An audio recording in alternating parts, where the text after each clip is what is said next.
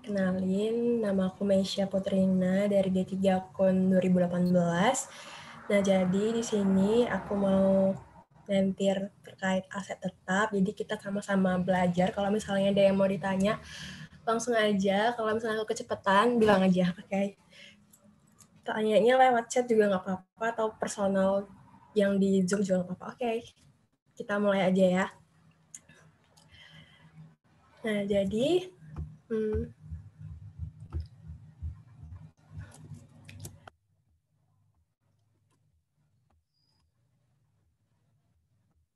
jadi kita mau belajar apa aja sih hari ini. Jadi hari ini itu ada 3 topik terkait aset tetap. Nah, yang pertama itu ada isu akuntansi terkait perolehan dan penilaian aset tetap. Nah, jadi kalau di pertemuan sebelumnya itu yang di minggu lalu, itu kan terkait penilaian dan perolehan yang biasa ya, yang terkait bagaimana cara menilainya. Kan kalau penilaian itu semua biaya terkait perolehan, nggak hanya harga beli itu akan dimasukkan sampai dengan aset tersebut siap dipakai ya kan. Nah, itu yang secara umum. Nah, sedangkan kalau di sini kalau sekarang itu kita belajar terkait yang selain itu, selain perolehan secara umum.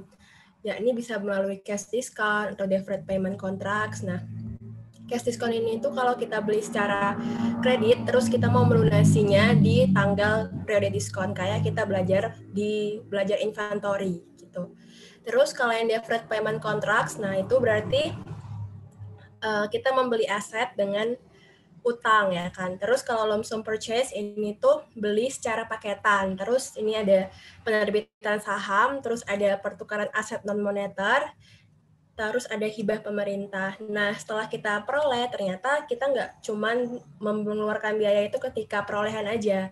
Ada lagi biaya setelah perolehan, ada penambahan, pengembangan dan penggantian, penataan dan pengorganisasian ulang, sama perbaikan. Nah, terus ada juga pelepasan aset tetap. Nah, ini tuh bisa dijual atau bisa juga secara paksa dilepas. Nah, jadi ada 3 topik besar. Nah, oke. Okay.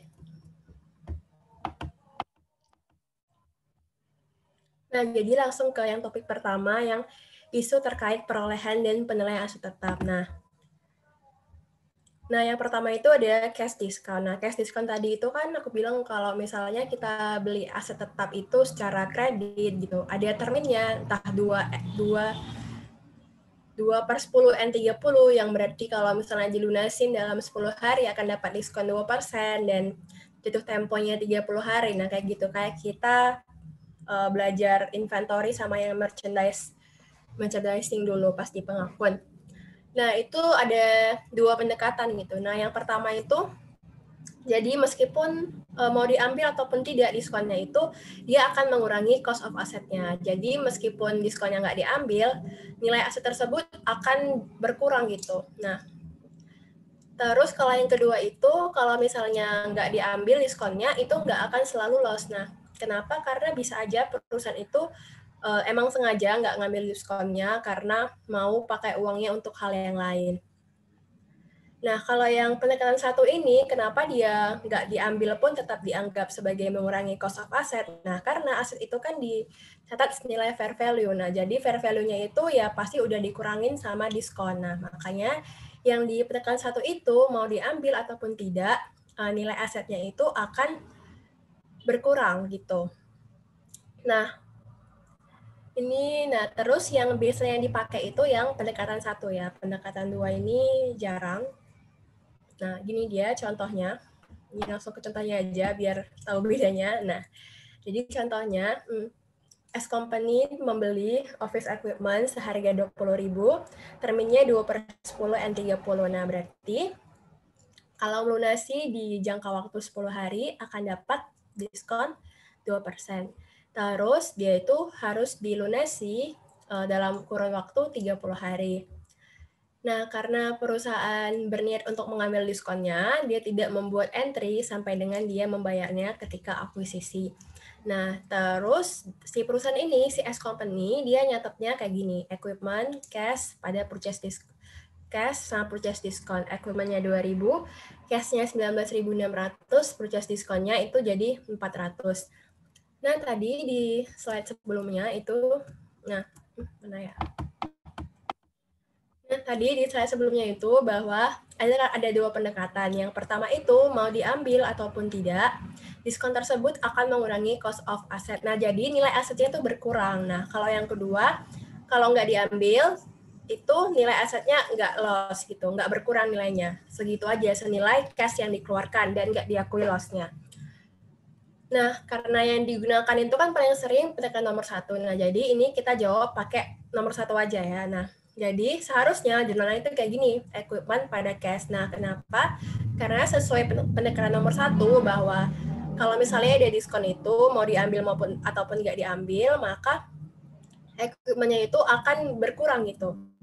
Udah senilai sama cost ini dikurang sama diskonnya. Jadi berarti senilai 19.600 dari diskonnya kan 400.400 ya kan. Dari mana? Dari 20.000 dikali 2%. Nah, berarti ini harusnya equipment-nya itu 19.600, cash-nya itu 19.600. Cash-nya kan udah benar kan.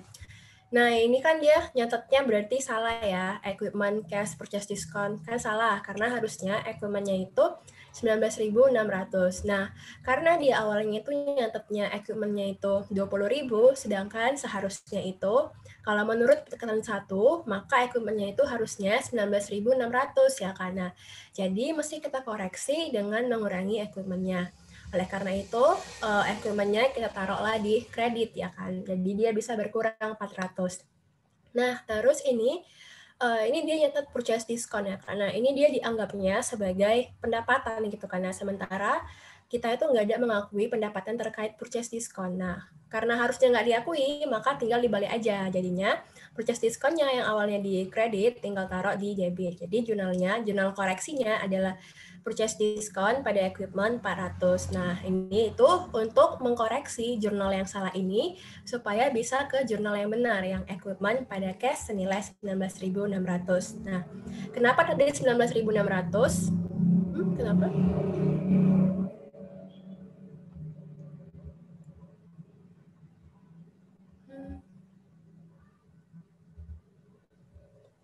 Nah, kenapa tadi itu 19.600? Karena tadi ada diskonnya. Nah, kalau misalnya ada diskon, itu harus udah dikurangi nilai equipment-nya senilai harga diskon. Jadi harus 19.600, bukan 20.000. Nah, ini kan kalau misalnya diambil nih diskonnya. Kalau nggak diambil gimana? Nah, ini, kalau nggak diambil, jurnalnya gini, equipment-nya itu tetap seharga 19.600. Kenapa? Karena meskipun nggak diambil, diskonnya tetap akan mengurangi nilai equipment. Jadi equipment-nya adalah 19.600. Nah, sedangkan cash yang kita bayarkan tetap ya kan, tetap 20.000 karena nggak dapat diskon. Nah, jadi apa dong akun penyeimbang yang di debit? Nah, kita pakai akun purchase discount loss karena diakui sebagai kerugian. Kerugian karena, jadi ini tuh dianggap kerugian karena berarti manajemennya itu tidak bisa menggunakan waktu dengan menggunakan momen yang tepat untuk membayar. Jadi makanya dia dianggap sebagai loss, sebagai bentuk inefisiensi dari manajemen. Nah, terus kalau misalnya pakai pendekatan 2 gimana? Nah, kalau yang kedua langsung aja equipment pada cash. Jadi equipment-nya itu nggak dikurangin sama harga diskonnya gitu. Kenapa? Kalau dikurangin kan kita bakal ngakui loss. Nah, sedangkan kalau di pendekatan 2 ini kita itu bisa aja nggak mengakui loss. Kenapa? Karena perusahaan itu bisa aja pakai uangnya bukan sengaja pakai uangnya untuk kebutuhan yang lain yang lebih prioritas menurutnya. Bukan untuk memanfaatkan diskon terkait pembelian equipment. Nah, makanya jurnalnya equipment pada cash nilai 20.000. Nah, apakah dia mau ditanya?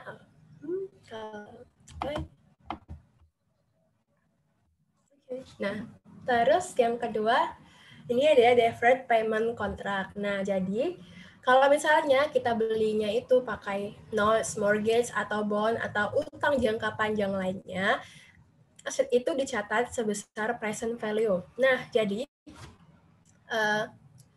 kalau misalnya ini tuh kan asetnya itu dibeli sama utang jangka panjang. Nah, ingat ya, utang jangka panjang, bukan utang jangka pendek. Nah, apa sih indikator dari utang jangka panjang? Nah, berarti utangnya itu harus dilunasi lebih dari 1 tahun. Nah, kalau utangnya itu under setahun, maka kita nggak perlu nyatat sebesar present value, cukup sebesar nilai nominalnya aja. Nah, kalau misalnya nih, yang kedua nih, jika tidak terdapat suku bunga yang sesuai dan VF aset itu diketahui, maka aset dan utang dicatat at VV aset dan harus dicari imputed interest rate-nya. Nah, ini dibilang kalau nggak terdapat suku bunga yang sesuai. Nah, maksudnya apa sih? Kenapa bisa utang itu nggak terdapat suku bunga? Nah, contohnya itu kalau kita belinya pakai zero interest bearing note. Nah, jadi kan nggak ada bunganya tertera. Nah, kalau begitu berarti bunganya itu nggak ada. Oleh karena itu, maka nilai utangnya itu akan menyesuaikan dengan nilai aset. Nah, itu. Nah, tapi secara umum itu nilai aset lah yang menyesuaikan dengan nilai utang. Nah, ini yang di nomor 1 ini, bahwa aset itu akan dicatat sebesar present value dari utang. Nah, kalau misalnya utangnya punya suku bunga yang sesuai. Nah, kalau suku bunganya nggak sesuai, maka baru si utang yang menyesuaikan dengan aset. Jadi, utang akan mengikuti nilai si aset. Nah, kalau begitu gimana? Nah, kalau begitu kita harus mencari imputed interest rate. Jadi, harus cari rate sendiri. Nah, ini tuh bisa kita cari pakai kalkulator saintifik. Nah, berapa rate-nya gitu. Nah, oh ya, nah ini kan jadi suku bunga yang nggak sesuai itu bukan hanya kalau zero interest bearing note. Kalau zero interest bearing note kan udah jelas ya kan, dia itu nggak punya bunga. Makanya dibilang nggak ada suku bunga yang sesuai. Nah, suku bunga yang nggak sesuai itu bisa juga kalau misalnya dia emang punya stated rate yang di kertas itu adalah 10% gitu misalnya. Nah, tapi ternyata di pasaran itu bunganya adalah 20% gitu. Itu kan beda jauh ya dari 10 sampai 20. Nah, kalau kayak gitu itu juga sama, berarti sama-sama nggak sesuai bunganya. Berarti harus cari lagi imputed rate-nya. Dan di mana utang akan menyesuaikan nilainya dengan si aset.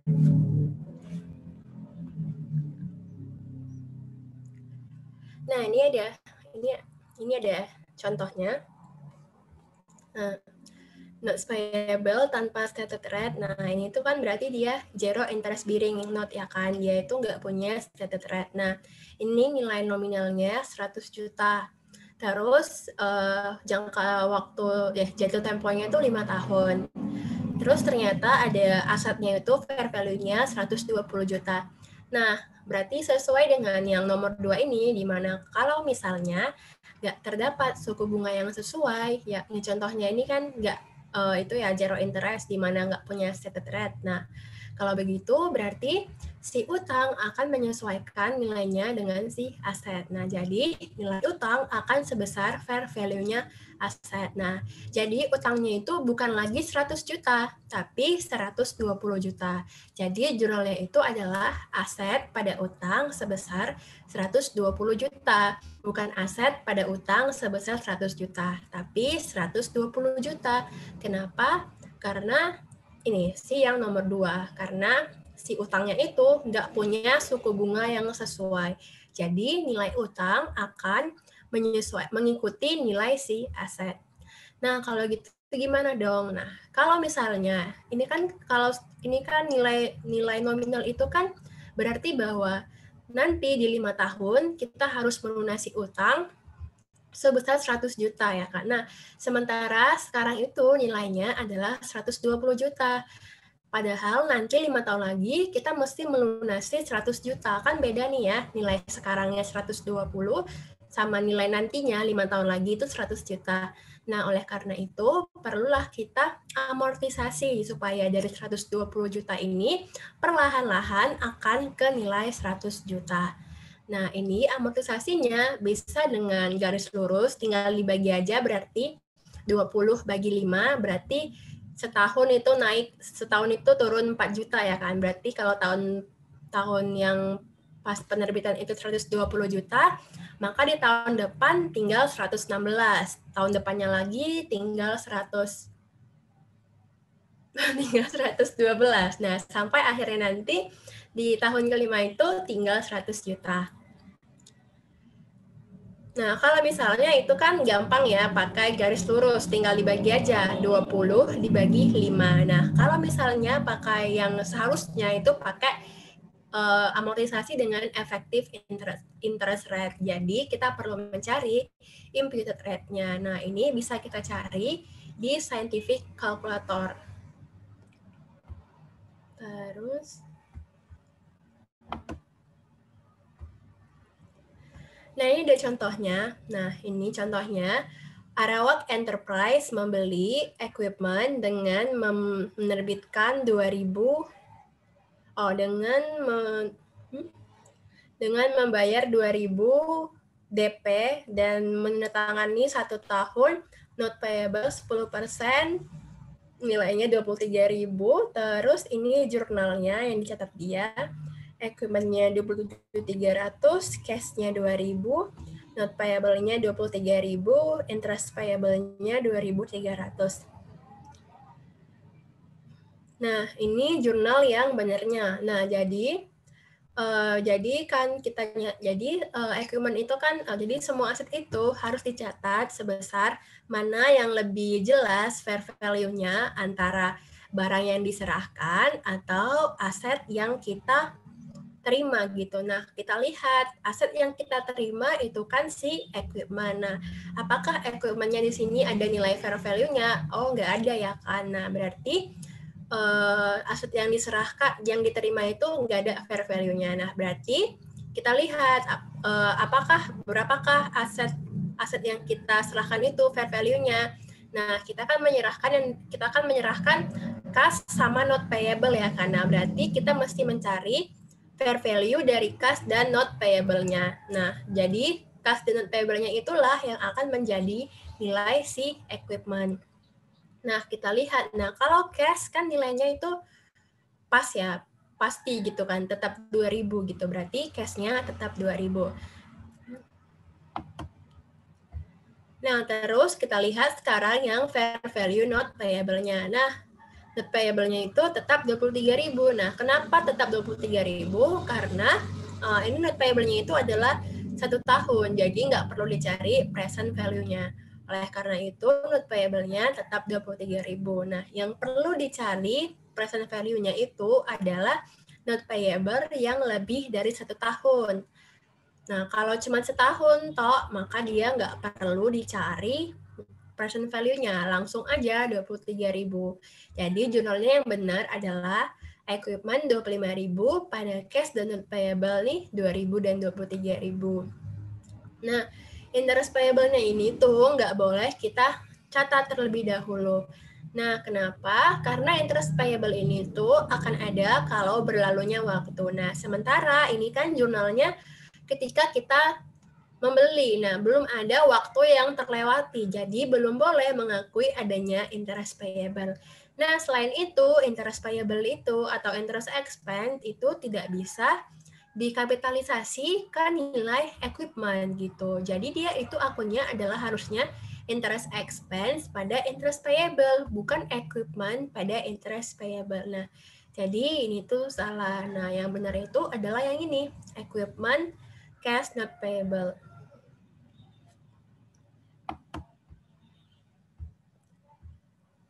Nah, terus ini ada contoh juga nih. PT ABC memutuskan untuk membeli peralatan dari PT CDE pada 2 Januari 2019 untuk memperluas produksinya. Nah, PT ABC menerbitkan 900.000 5 tahun zero interest bearing note untuk membeli peralatan tersebut, di mana market rate dari obligasi sejenis adalah 12%. Nah, perusahaan akan bayar utang tersebut dengan 5 kali cicilan senilai 180.000 pada setiap akhir tahun sepanjang umur dari note. Nah, kita lihat lagi ke yang sebelumnya. Nah, di yang nomor 2 ini.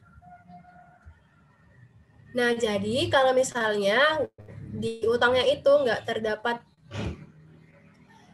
kalau misalnya si utangnya itu nggak terdapat suku bunga, maka kan kita harus menyesuaikan nilai utang dengan nilai si aset ya kan. Nah, berarti ini mana sih? Aduh.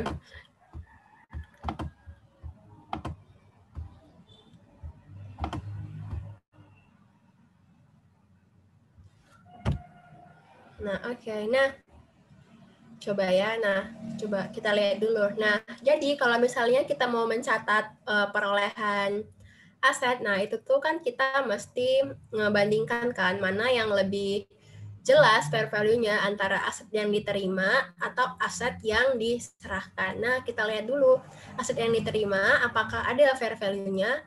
Oh, ternyata nggak ada ya fair value aset yang diterima ya kan. Nggak ada kan di sini dibilang equipment-nya itu harganya berapa, nggak ada. Nah, berarti fair value aset yang diterima itu kita nggak tahu. Nah, sekarang kita cari fair value aset yang diserahkan. Nah, kita lihat, kita itu menyerahkan apa aja. Oh, ternyata kita menyerahkan zero interest bearing note. Nah, berarti kita mesti mencari fair value dari si zero interest bearing note tersebut.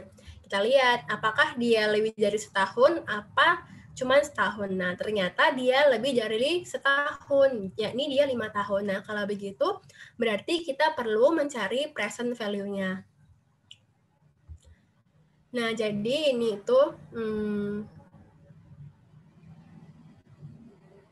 ini ada beberapa kumpulan rumus. Nah, jadi kalau misalnya dibilang di sini kan perusahaannya itu bayarnya secara cicilan. Nah, kalau dia bayarnya secara cicilan, nah itu kita harus mencari si PF annuity gitu.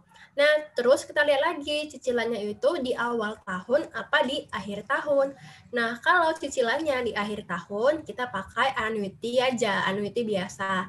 Nah, cuman kalau cicilannya itu di awal tahun baru kita pakai annuity due. Jadi bedakan mana yang annuity biasa, mana yang annuity due. Nah, kalau yang annuity aja dia itu di akhir tahun. Kalau annuity due dia di awal tahun.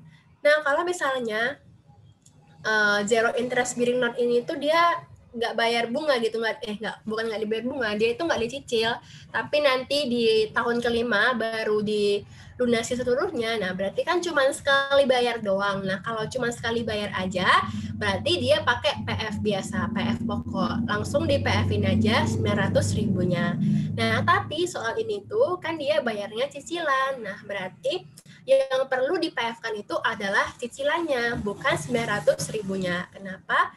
Karena yang dibayar setiap tahun itu adalah cicilannya, bukan si pokoknya. Nah, jadi yang perlu kita PF-kan itu adalah si cicilan. Nah, PF-nya itu adalah PF annuity.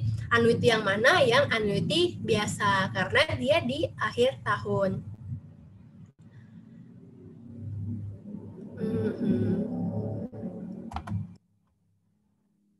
Nah, berarti langsung aja kita cari PF annuity-nya. Berarti rumusnya itu kan mana ya?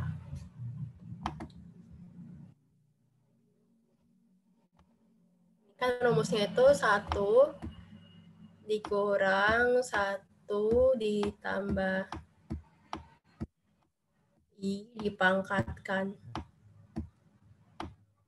min N dibagi I. Nah, kita lihat. Nah, berarti I-nya itu kan berapa ya? I-nya kan 12 ya. Nah, I-nya itu adalah market rate ya, bukan si stated rate-nya. Karena dia kan nggak punya stated rate, karena dia itu zero interest. Berarti memang I-nya ini harus selalu market rate, bukan si stated rate. Nah, kita lihat berarti I-nya itu 12 kan. Nah, berarti 1 dikurang 1 ditambah 12% dipangkatin min 5, karena ini dia 5 tahun. Nah, dibagi 12%.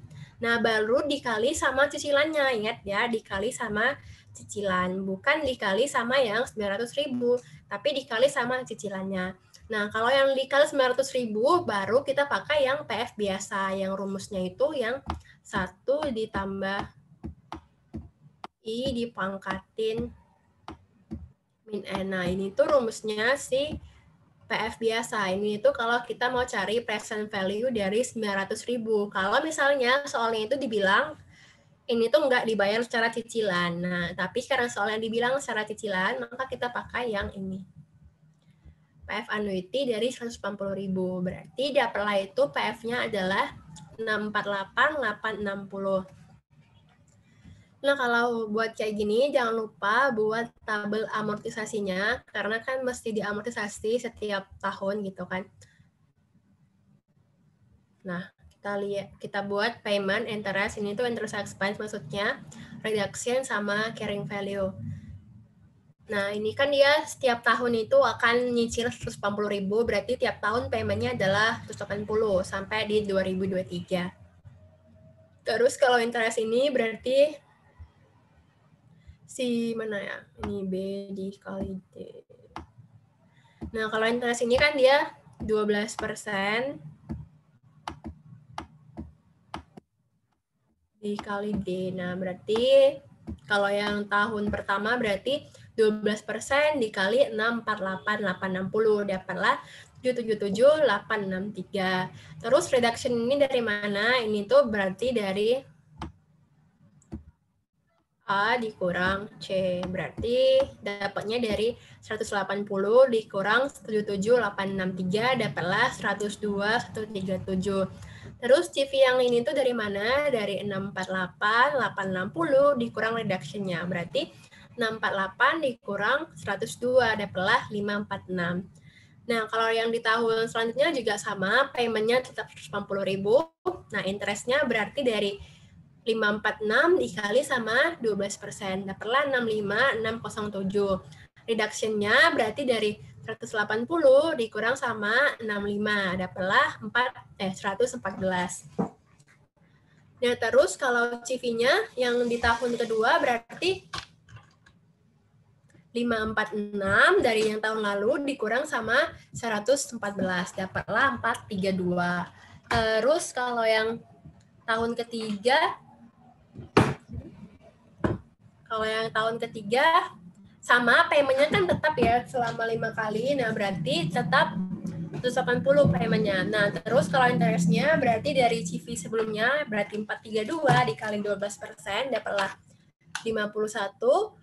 Terus reduction-nya berarti dari yang payment dikurang sama interest. Jadi 180 dikurang 51 dapatlah 128.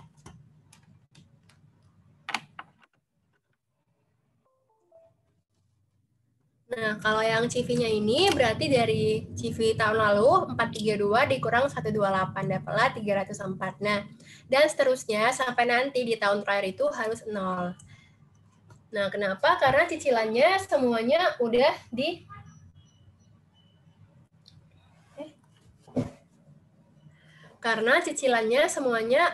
karena utangnya semuanya udah lunas dicicil. Makanya di sini di tahun terakhir itu adalah nilainya 0. Nah, terus kita buat jurnalnya saat membeli Eki. Nah, kita lihat tadi kalau misalnya aset itu kan dinilai mana yang lebih wajar nilainya antara VF aset yang diterima atau aset yang diserahkan. Yang diterima itu kan si equipment. Gak ada di sini tuh VF dari equipment-nya. Nah, berarti kita pakai aset yang diserahkan, yakni si NP. Berarti kita cari fair value si NP-nya dapatlah itu 648.860. Jadi equipment-nya akan senilai dengan si NP. Berarti nilainya adalah 648.860. Jurnalnya equipment pada NP. Nah, terus yang kedua, jurnal saat bayar bunga, berarti jurnalnya interest expense, NP pada cash. Nah, ini tuh harusnya bukan bayar bunga ya, ini tuh jurnal saat cicilan, berarti kan harusnya kan dia bayar cicilannya NP pada cash ya kan, seharusnya ya kan. Nah, cuman ternyata pas dia nyicil itu, dia itu sekalian melunasi bunganya yang ada gitu. Makanya jurnalnya itu interest expense, NP pada cash. Nah, cash-nya itu senilai yang payment, NP-nya ini yang senilai reduction ya. Kalau interest expense ini yang di kolom B. Ini yang di kolom B. Ini salah, ini dikurang B. Kalau yang reduction ini yang di kolom C. Ini yang cash ini yang di kolom A, yang payment. Nah, terus ini ada yang lump sum purchase. Nah, jadi kalau kita membeli sejumlah aset ya kan, jadi ada kita beli 5 aset dalam satu harga gitu, dalam paketan. Nah, berarti kita harus mengalokasikan harga paketan tersebut ke setiap aset. Nah, dengan apa? Dengan proporsi fair value gitu. Nah, jadi kalau kita beli aset itu secara paketan harus dialokasikan ke masing-masing aset harganya. Nah, ini langsung aja ke contohnya nih. Nah, tes industri itu membeli land, building, dan equipment seharga 680. Nah, berarti dia membeli 3 aset sekaligus dengan hanya satu harga. Berarti harga si land, building, equipment ini adalah 680.000. Nah, gitu. Untuk ketiganya adalah 680. Nah, kalau kita belinya sekaligus bertiga gini dengan harganya cuma satu, maka kita perlu mengalokasikan masing-masing berapa berdasarkan nilai fair value-nya. Nah, selanjutnya Tinates ini dia menyuruh si appraiser-nya itu untuk menilai masing-masing asetnya. Nah, ternyata land, building, equipment, nilai fair value-nya atau appraisal value-nya itu adalah sekian, 150, 350, 300 gitu. Nah, terus si Naches ini dia mencatatnya itu secara konservatif. Dia memilih mana yang lebih rendah antara book value atau appraisal value. Nah, dia buatnya kayak gini. Gitu, land-nya 150, building 230, equipment-nya 300. Nah, salah lah dia berarti kan, karena kalau misalnya kita belinya secara paketan, lamsam, maka kita mesti mengalokasikan setiap aset berdasarkan fair value-nya. Nah, berarti kita alokasikanlah masing-masing ya ke land, building, equipment. Nah, kita buat dulu VF-nya berapa. Ini si VF-nya. Nah, berarti si land VF-nya 150, building 350, equipment 300, total semuanya adalah 800. Nah, terus kita buat fraksinya. Sangat jelek tulisanku. Nah, fraksinya kalau si land itu kan berarti 15/80 ya. Udah deh nggak usah. 15/80. Oh, ini berarti dia itu 15 per, kalau si land berarti 15/80 ya kan. Kalau si building dia kan berarti berapa ya, itu dia itu 350, berarti 35/80. Terus kalau si equipment itu kan dia nilainya 300, berarti dia 30/80. Nah, itu dapatlah dia fraksinya sekian. Kalau land 18,75%, buildingnya 43,75%, terus kalau yang si equipment-nya itu dia 3/8. Nah, terus habis itu kita kalikan sama harganya. Berarti ini kalau equipment berarti 3/8 kali 680 dapatlah dia 255. Kalau yang building berarti 35/80 dikali sama 680 dapatlah 297,5. Terus kalau yang lain berarti 15/80 dikali 680 dia dapatlah nilainya 127.500. Nah, baru yang ini yang udah dialokasikan inilah yang kita jurnal. Berarti land 127.500, building 297, equipment-nya 255, pada cash 680. Nah, inilah jurnal yang benar. Nah, tadi kan dia nyatetnya salah ya. Dia buat land-nya 150 ya, karena berarti kita mesti mengkoreksinya. Nah, kalau yang benarnya kan 127.500, sedangkan dia nyatetnya itu 150, berarti mesti kita kurangin ya kan. Kalau mau dikurangin dari yang awalnya debit, tinggal taruh di kredit senilai selisihnya. Berarti 150 dikurang 127.500, dapatlah 22.500.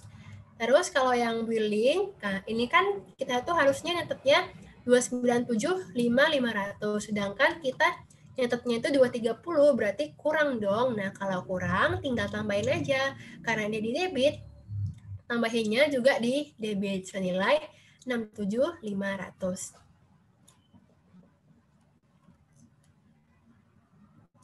Terus abis itu yang equipment, nah kan harusnya equipment itu 255. Nah, tapi tadi kita nyatetnya itu 300. Nah, berarti mesti kita kurangin ya kan, karena awalnya dia di debit, kalau mau dikurangin tinggal dibalik aja, taruhlah equipment-nya di kredit. 300 dikurang 255 berarti equipment-nya berkurang 45. Jadi jurnal koreksinya building 67500, equipment 45, land-nya 22500.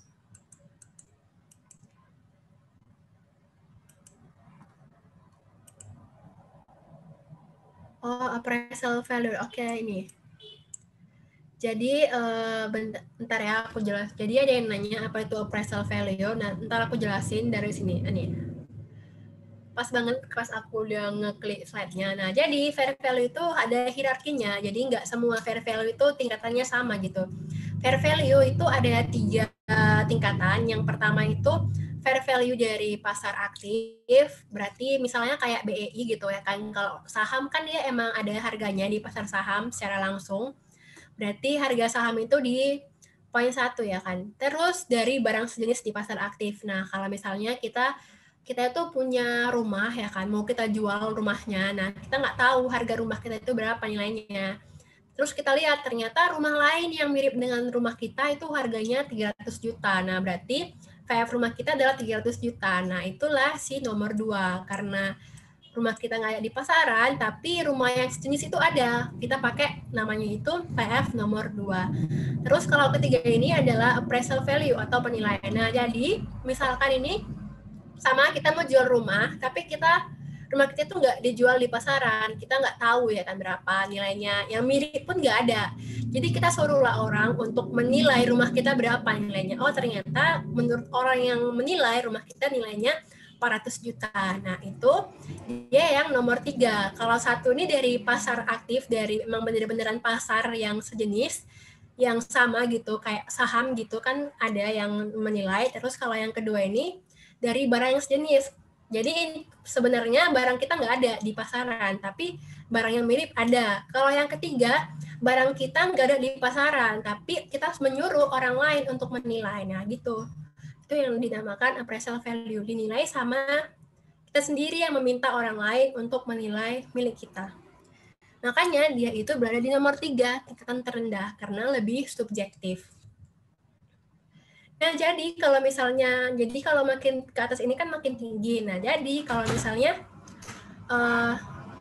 tunggu ya, bentar.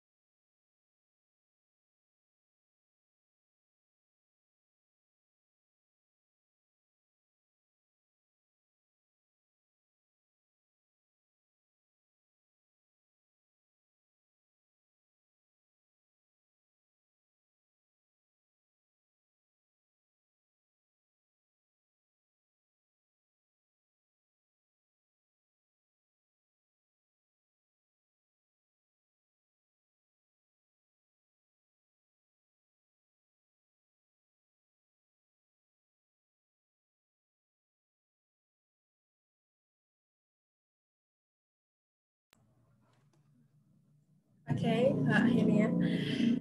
Maaf ya. Oke, nah kita lanjut lagi. Nah, jadi ini kan fair value itu ada tiga jenis tingkatan kan, dari yang paling tinggi sampai ke yang paling rendah. Nah, jadi kalau misalnya kita menandingkan antara nomor 1 sama nomor 3, maka yang menang nomor 1.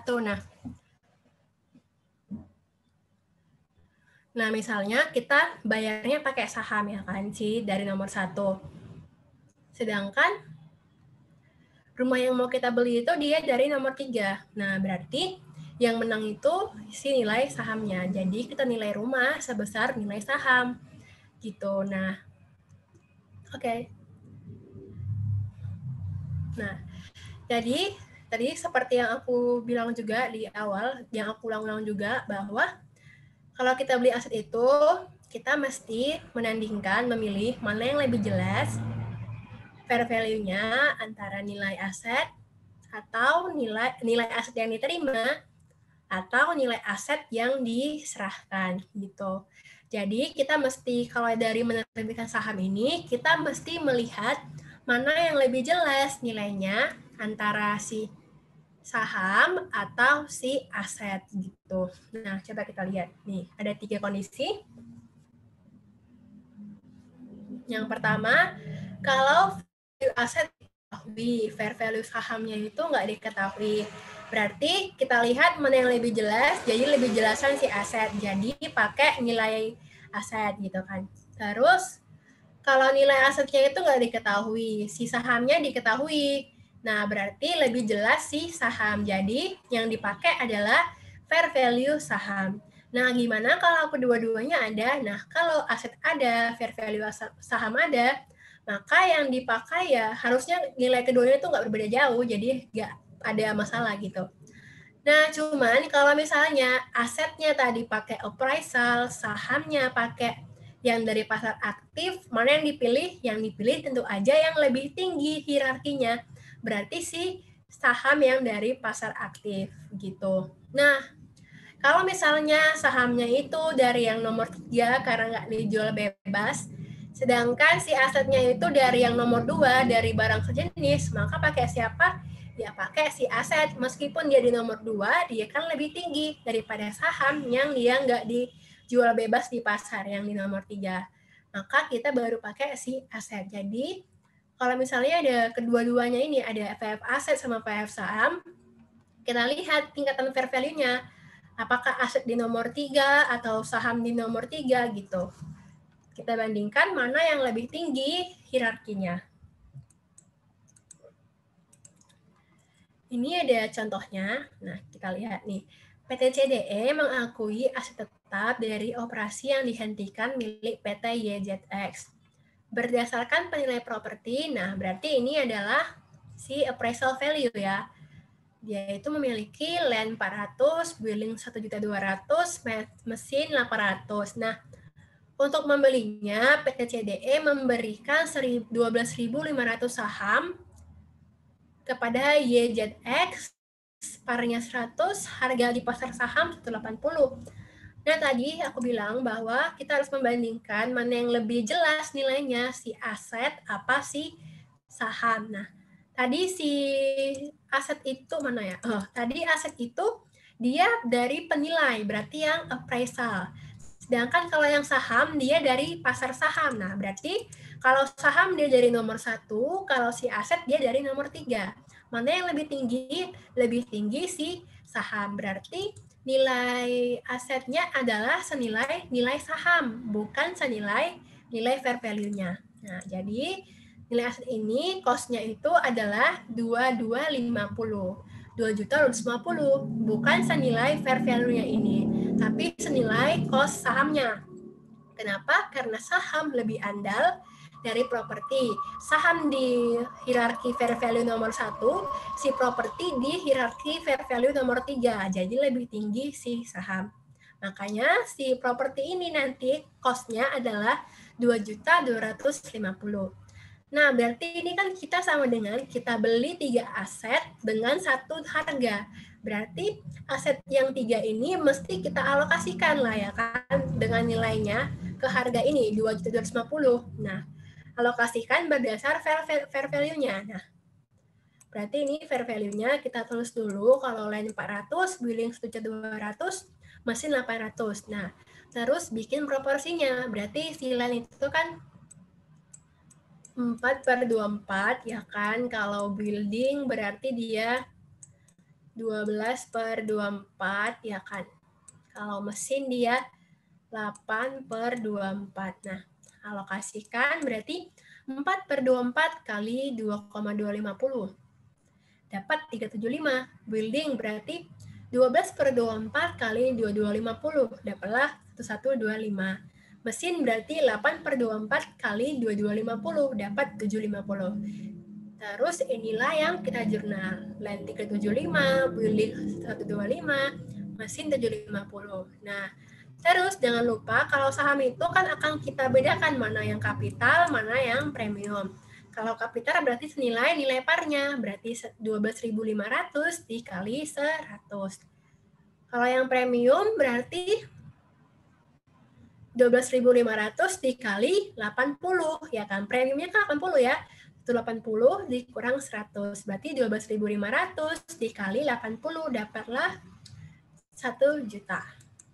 Oke, apakah ada yang ditanya lagi?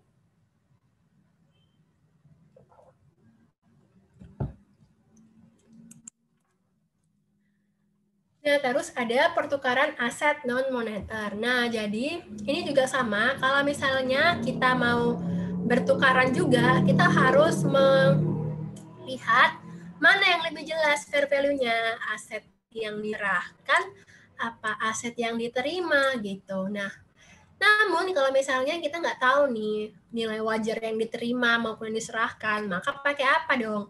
Pakai biaya perolehan, mana nih?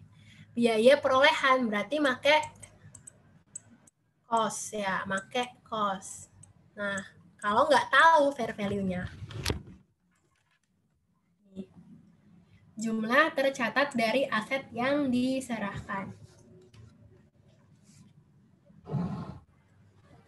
Aduh, oke. Ini contohnya aja. Nah, aset yang diserahkan dan aset yang diterima diketahui fair value-nya. Nih, contoh aset yang diserahkan dan aset yang diterima diketahui fair value-nya ya. Nah, ini PTA memiliki motor dengan kos 25 juta, terus akumulasi pengusutannya 10 juta. Terus PTA menukar motornya, fair value-nya 14 juta. Kalau yang peralatan B itu fair value-nya 18 juta.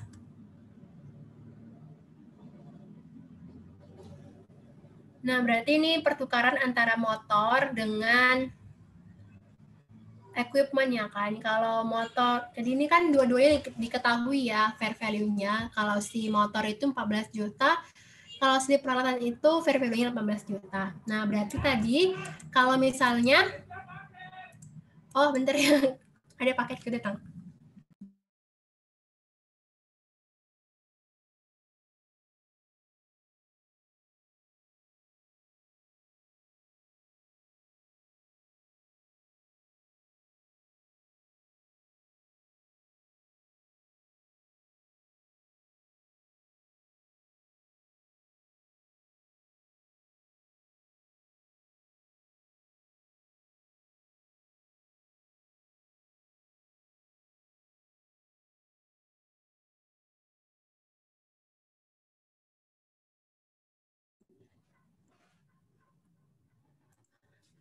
Oke.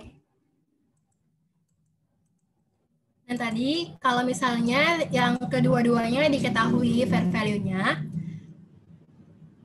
maka kalau kedua-duanya diketahui fair value-nya, maka harusnya itu sama ya kan, fair value diterima, fair value yang diserahkan sama dengan biaya perolehan aset yang diterima. Nah, berarti karena kita mau menyerahkan si motor, berarti kita buang dulu lah motornya ya kan. Berarti motornya di debit 25 juta, ini selalu nilai cost. Terus kalau kita menghapus si motor, jangan lupa juga hapus depresiasi ya kan. Berarti taruh di debit 10 juta. Nah, terus habis itu karena kedua-duanya diketahui fair value-nya ya kan, berarti peralatan ini langsung aja masukin nilainya sebesar 18 juta. Nah, baru kita lihat apakah ada gain apa loss. Nah, kita lihat di debit 28 ya kan. Kalau di kredit itu 25, berarti perlu ditaruh lagi di kredit. Kalau di kredit berarti gain ya kan.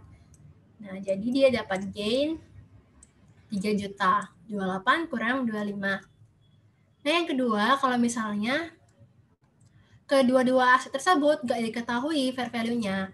Kalau nggak diketahui, maka mesti pakai book value-nya ya kan. Nah, jadi kalau kayak gitu gimana? Nah, pertama kita buat dulu aja yang paling pasti. Kita hapuslah si motor, karena kita mau nukar motor ya kan. Berarti taruh motornya di kredit 25 juta. Terus habis itu, jangan lupa kita hapus juga depresiasinya. Kalau dia awalnya di kredit, kita hapus taruh di debit ya kan. Nah, terus Karena nggak tahu kan fair value-nya, maka pakai BF ya kan. Kita hitunglah BF si PT si equipment yang mau kita terima. Berarti gimana? Yang mau kita terima kan yang B ya kan. Nah, berarti ini dia. 24 kan cost-nya itu 24 disusutkan 5 juta, berarti book value-nya adalah 19 ya kan. Berarti peralatannya adalah 19 juta. Ini book value ya, bukan fair value. Nah, berarti terus habis itu kita hitung gain or loss-nya. Nah, kita bandingkan debit sama kreditnya. Debit 29, di kredit 25, berarti mesti kita tambahin di kredit ya kan. Berarti dia ada gain 4 juta. Nah, terus sekarang, tadi kan itu kita udah ngelihat ya berapa, mana yang pakai fair value, mana yang pakai book value. Nah, sekarang kita lihat dari sisi substansi komersial. Nah, jadi itu ada dua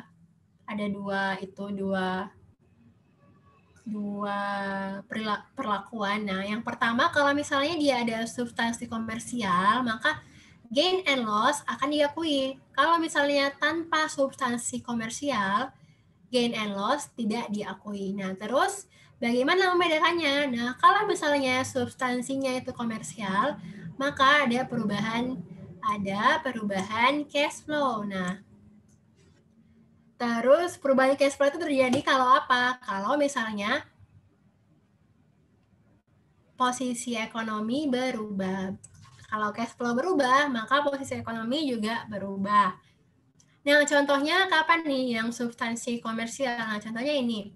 Kalau asetnya berbeda gitu, kalau asetnya itu berbeda yang ditukar, maka dia pastinya itu, ya.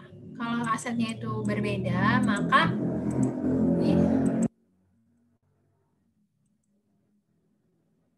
kalau asetnya berbeda, pasti dia substansi komersial gitu.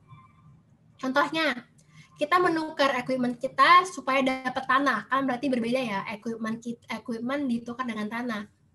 Pasti ada substansi komersial karena merubah cash flow dan posisi ekonomi.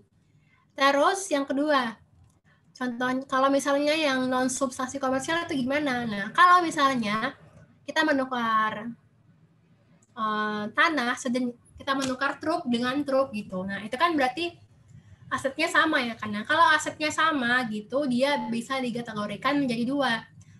Ada yang komersial substan sama yang non komersial substan. Nah, kalau dia masih ada komersial itu, kalau apa? Kalau misalnya ada perbedaan. Kalau misalnya dia berbeda masa manfaat gitu. Nah, misalnya truk kita yang kita tukar itu 5 tahun. Truk yang baru itu 8 tahun yang kita terima. Kan itu berbeda ya. Kalau gitu dia masih ada komersial substance. Nah, kalau misalnya dia udah sama-sama menukar truk, terus sama-sama masa manfaatnya 3 tahun gitu kan. Nah, kalau kayak gitu namanya nggak ada substansi komersial. Karena asetnya sama, masa manfaatnya sama, tujuan dipakainya pun juga sama. Itu namanya tanpa substansi komersial gitu.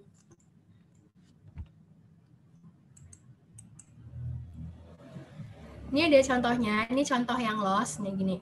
PT A menukar mesinnya dengan model yang baru kepada PT B. Pertukaran ini memiliki substansi komersial. Mesin yang lama itu book value-nya 8.000 dengan cost-nya 12.000 serta fair value-nya 8.000.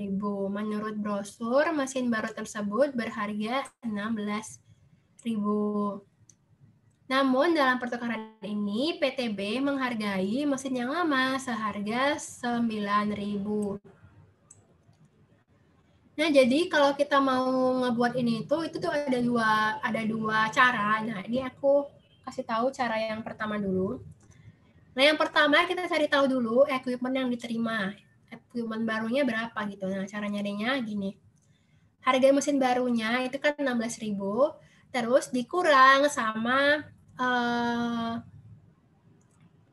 si trade-in allowance-nya. Jadi, ini tuh adalah mesin yang lama itu dihargai berapa sih sama yang penjual? Oh, ternyata 9.000. Nah, berarti si PTA ini harus membayar 7.000 gitu kan seharusnya. Karena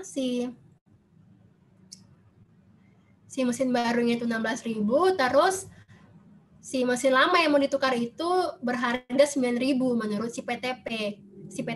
Jadi harusnya PTA itu harus bayar 7.000 lah ya kan sama si PTB gitu. Nah, terus ini 7.000 cash-nya.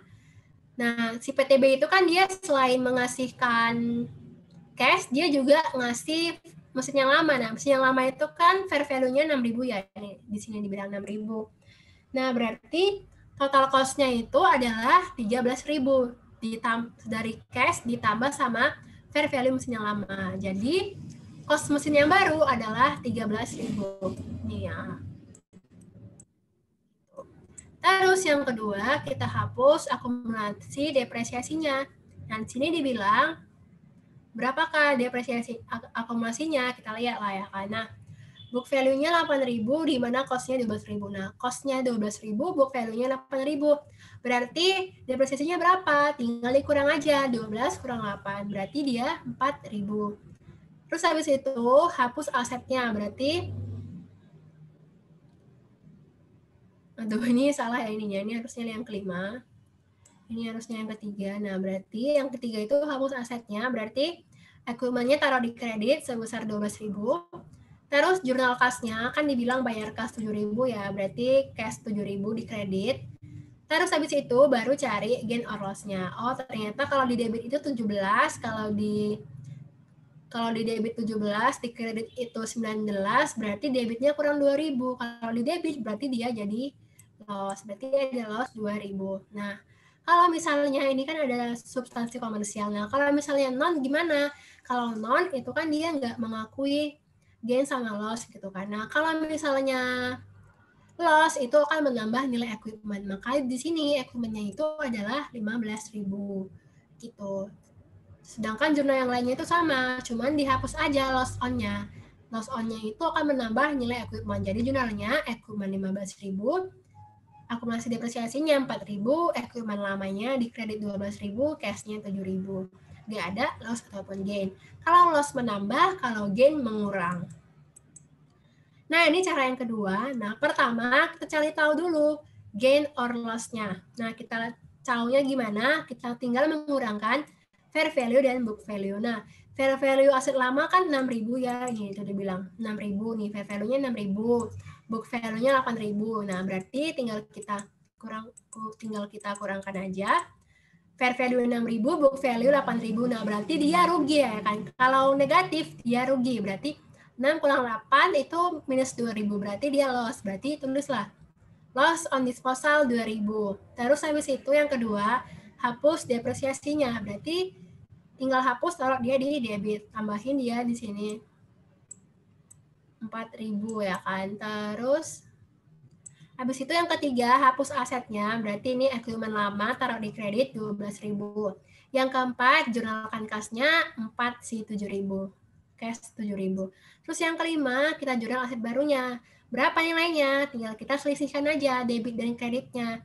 Di kredit 19, di debit 7 ya kan? Di kredit 19, di debit 6. Berarti equipment-nya berapa?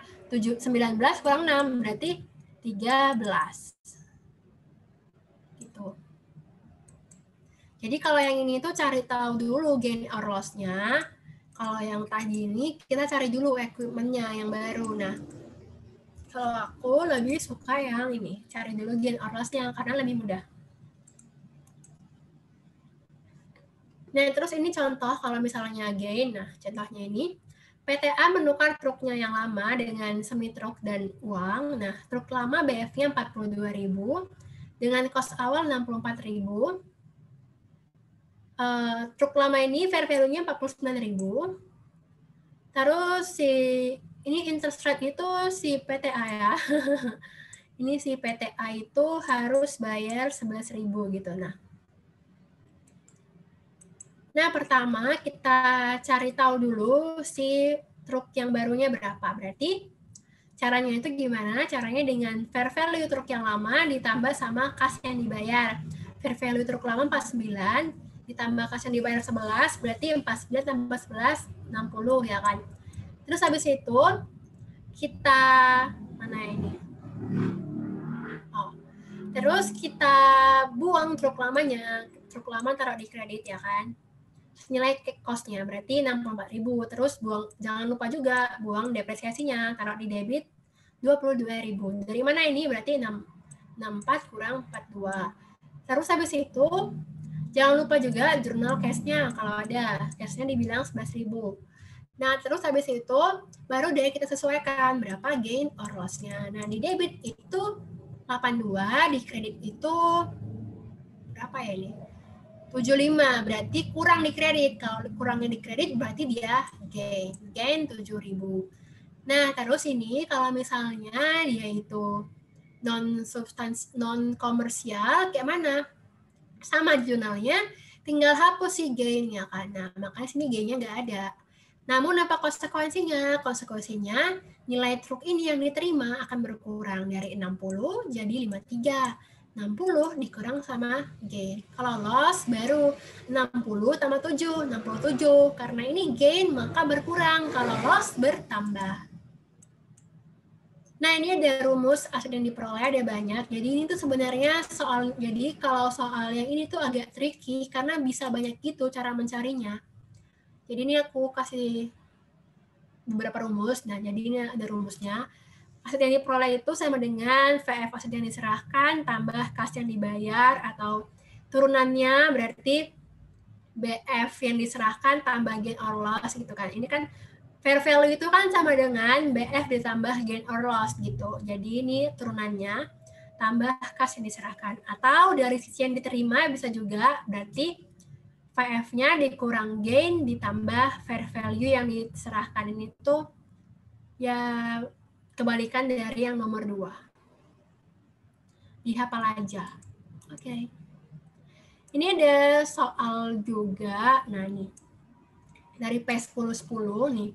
Selama tahun ini Marshall Construction itu menukar old crane yang punya book value-nya 90.000, di mana original cost-nya 140, akumulasi depresiasinya 50, dengan new crane seharga 165. Oh, ini cost-nya ya, kalau cost. Ini informasi lainnya, di mana old crane itu fair value-nya 82, kalau yang new crane itu 200, terus si Marshall ini mesti bayar 118 untuk membelinya sebagai tambahan. Kalau Brigham menerima 118. Nah, kita jurnal kedua-duanya, si Marshall berapa, si Brigham berapa. Nah, kita lihat nih si Marshall. Nah, tadi berarti dia kan bertukar ya kan. Nah, kalau misalnya kita bertukar gini, yang pertama kita jurnal dulu lah, yang pasti-pasti dulu lah ya kan. Nah, pertama karena dia bertukar lah, otomatis equipment lamanya hilang lah ya kan. Berarti equipment lama dihapus, taruh di debit, taruh di kredit 140 senilai cost. Nah, kalau kita hapus asetnya, jangan lupa hapus depresiasi. Berarti cicil DPR-nya di debit 50.000. Nah, habis itu jangan lupa juga hapus cash-nya. Kalau hapus, kan kita bayar cash ya, berarti kan cash berkurang, berarti cash-nya di kredit ya kan. Nah, terus habis itu, nah kita cari gain or loss-nya. Nah, kita lihat deh. Ya, ini yang keempat, cari gain or loss-nya. Nah, gimana cara nyarinya? Nah, tadi itu kan gini ya, VF dikurang sama BF ya, karena kita lihat VF-nya berapa? VF-nya 82. BF-nya itu 90. Berarti rugi lah ya kan? Rugi 8.000 dia. Jadi kalau rugi dia di debit 8.000. Terus barulah cari si equipment new-nya. Gimana cara nyarinya? Tinggal sesuaikan aja. Si debit dikurang sama 58. 140 ini tambah 18 dikurang 58, dapatlah dia equipment new-nya 200. Nah, atau dari sisi Brigham, nah, kok beda nih Marshall sama Brigham? Nah, kita lihat lagi nih soalnya. Nah, ternyata Marshall ini adalah construction trade, Marshall Construction. Berarti dia adalah perusahaan konstruksi. Nah, sedangkan kalau siapa ini? Brigham. Nah, Brigham ini itu dia adalah perusahaan manufaktur gitu. Jadi dia emang kerjaannya berjualan gitu. Jadi meskipun dia adalah perusahaan manufaktur, dia itu emang jualan. Mau dia jualan tanah, mau jualan aset tetap gitu kan. Selama dia itu adalah perusahaan penjualan di mana operasi normalnya adalah menjual tanah, gedung gitu. Nah, itu namanya dia adalah jualnya sebagai COGS dan inventory, pas sebagai inventory. Nah, sedangkan kalau si Marshall ini, maka equipment-nya itu sebagai kegiatan sehari-hari, maka dia sebagai aset tetap. Nah, ingat lagi bahwa kalau misalnya gedung tanah gitu kan, itu tuh bisa dibuat 3 perlakuan gitu. Nah, yang pertama sebagai aset tetap kalau dipakai untuk operasional sehari-hari. Yang kedua, kalau misalnya contohnya ya, misalnya kita beli mobil untuk dinas, nah itu namanya aset tetap. Kalau yang kedua itu untuk dijual belikan. Nah, kalau untuk dijual belikan itu namanya inventory. Contohnya itu dealer mobil, dia emang kerjaannya jual mobil, jadi nama mobilnya itu inventory, bukan aset tetap gitu. Terus yang ketiga sebagai investasi gitu. Misalnya dia hobi mengoleksi mobil gitu ya, karena itu namanya investasi untuk dijual kembali. Nah, berarti si Brigham ini, si equipment-nya itu adalah sebagai jualan, sebagai inventory. Makanya di sini itu jurnalnya jurnal penjualan, bukan jurnal pertukaran. Kalau si Marshall ini equipment-nya untuk operasional, jadi dihitung sebagai pertukaran. Kalau si Brigham, dia ini perusahaan dagang gitu kan, jadi dia dianggap sebagai penjualan. Makanya di sini ada sales 200.000. Sales ini akan sebesar fair value-nya ya kan. Masa orang mau jualan di bawah harga pasar ya kan, nggak mau dong. Jadi salesnya 200.000. Nah, cash-nya ini senilai yang diterimanya. Sama kayak yang ini nih, pasti sama. Terus inventory-nya ini adalah si equipment yang diterima dari Marshall. Senilai fair value juga, senilai 82.000. Nah, COGS pada inventory baru senilai cost-nya, yakni 165. Dan Ukraine cost Brigham 165. Nah, ini dia COGS pada inventory.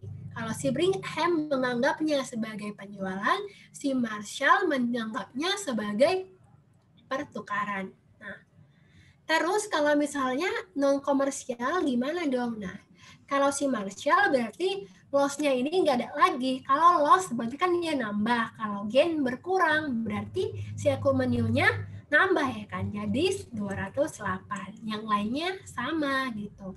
Nah, kalau Brigham gimana? Brigham kok tetap nih jurnalnya. Kenapa? Karena dia itu jualan ya. Kalau jualan nggak mungkin ada non komersial ya kan. Nah, jadi pertukaran itulah yang pasti ada. Jadi kalau pertukaran itu dia ada dua kondisi, ada yang substansi komersial sama yang non substansi. Nah, sedangkan kalau jualan itu cuma ada satu, pastilah komersial ya kan. Ngapain juga dia jualan kalau nggak komersial. Makanya jurnalnya tetap gitu. Yang next ini adalah hibah pemerintah. Nah, ini berarti kita menerima transfer aset dari pemerintah. Karena ada kondisi tertentu di masa lalu atau kewajiban di masa depan. Nah, kondisi masa lalu itu misalnya kalau kena bencana gitu kan dapat bantuan dari pemerintah ya. Ini itu maksudnya kondisi masa lalu. Kalau kewajiban masa depan itu misalnya jadi kita akan dapat bantuan dari pemerintah kalau kita memperkerjakan 1.000 pekerja gitu. Nah, itu namanya kewajiban di masa depan.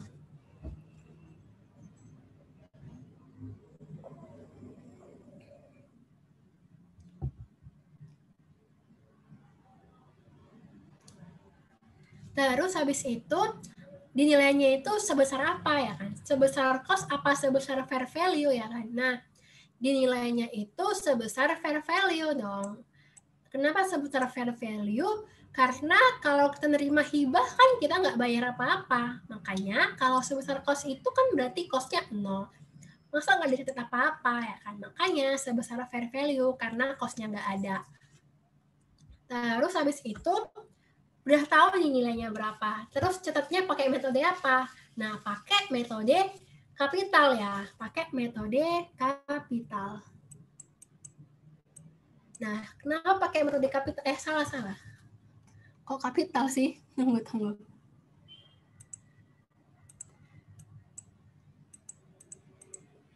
Pakai metode ini. Pakai metode income. Nah, kok pakai income? Nah, kenapa? Karena hibahnya itu akan dianggap sebagai pendapatan. Kok nggak sebagai equity? Nah, kenapa? Karena pemerintah itu kan bukan pemegang saham ya, makanya pakai yang income, bukan pakai yang kapital. Nah, kenapa sih ini orang bisa berpikir untuk masukin ke kapital? Karena hibah itu kan nggak perlu ada repayment ya, karena kita kan tahu ya persamaan itu kan ini ya, aset sama dengan liabilitas tambah ekuitas. Jadi aset bertambah itu karena apa? Karena utang atau karena ekuitas. Nah, karena kita nggak perlu bayar apa-apa, berarti bukan utang lah ya kan. Berarti yang cocok itu sih ekuitas ya kan. Nah, makanya dulu itu dianggap masuk ke equity. Nah, cuman berpikirlah ya karena kalau ekuitas itu kan untuk memegang saham ya kan. Pemerintah kan nggak memegang saham gitu. Jadi bukan pakai equity, tapi pakai income. Inilah yang dipakai. Nah, income approach itu ada dua ya. Yang pertama itu diakui sebagai pendapatan ditangguhkan atau deferred grant revenue, atau yang langsung mengurangi nilai si aset. Nah, bedanya apa? Nah, kalau misalnya yang deferred grant revenue, dia ini itu diakui bertahap. Jadi bertahap selama usia manfaat aset gitu, diamortisasi. Terus kalau yang kedua ini itu dia nggak ada grant revenue, tapi berupa pengurangan beban depresiasi. Sedangkan kalau yang nomor 1 ini ada grant revenue. Kalau yang nomor 2 ini dia nggak ada grant revenue, tapi mengurangi beban depresiasi. Kenapa? Karena nilai tercatat asetnya itu langsung berkurang sebesar hibahnya. Nih, ke contohnya aja biar lebih jelas nih. PT FGH itu dapat subsidi 200 juta untuk beli peralatan gitu kan. Dengan harga total 1M. Terus usianya itu 5 tahun, disusutkan garis lurus. Jadi dia dapat bantuan 200 juta untuk beli peralatan sebesar 1M gitu ya. Ada dua pendekatan kan. Yang pertama sebagai grant revenue, yang kedua sebagai pengurangan beban depresiasi. Nah, nih, kalau pas menerima hibah, jurnalnya gimana ini? Cash pada deferred grant revenue. Jadi ini tuh kalau nomor 1 itu ibaratnya kita dapat uang dulu. Nah, dari uang tersebut kita gunakan untuk beli equipment gitu. Dapat hibah dulu baru beli equipment. Makanya jurnalnya cash deferred grant revenue 200 juta nih pas terima hibah. Terus besoknya beli equipment, jurnalnya equipment pada cash 1 miliar. Nah, kalau kayak gini jangan lupa juga akuin depresiasi pas adjustment ya kan. Gampang aja, berarti cost dibagi sama masa manfaat, 1M dibagi 5, dapatlah 200 juta per tahun. Terus jangan lupa akui pendapatannya, berarti 200 juta dibagi 5. 200 juta dibagi masa manfaat, ya kan? Jurnalnya gimana? Deferred grant revenue pada grant revenue. Nah, ini tuh dia juga di adjustment.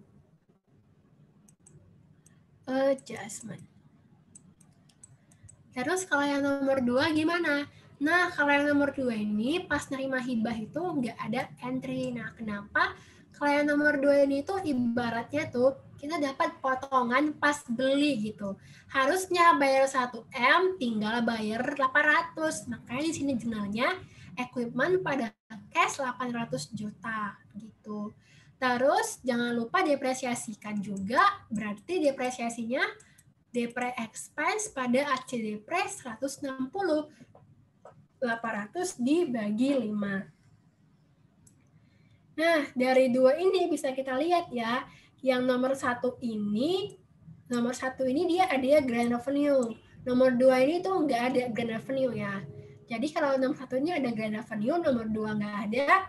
Nomor 2 ini bedanya apa? Bedanya depresiasinya lebih rendah ya kan. Kalau ini 200, ini 160. Nah, berkurang sebesar 40 juta ya. Sama ya dengan sebesar revenue kalau pakai metode 1 gitu.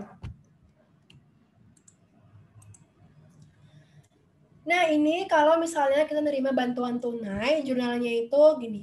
PT JKL itu dapat bantuan 1M karena dia mau bangkrut, ya kan dapat bantuan jurnalnya cash pada grand revenue 1M.